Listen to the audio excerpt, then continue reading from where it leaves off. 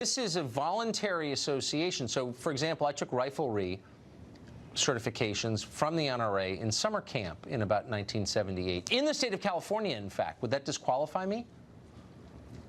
No, as long as you disclose it. That's all the city of Los Angeles is asking. Oh, this is a big issue. So we have gun crime problems. Obviously, you've talked about it on your show.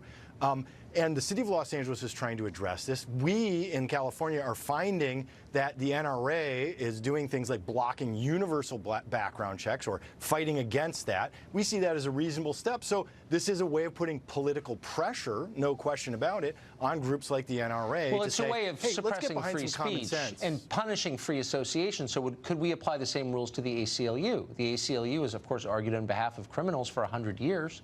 You could easily make the case that they've increased the amount of violent crime in this country. Have you ever given money to the ACLU? If you have, we're punishing you. Would that be a fair standard?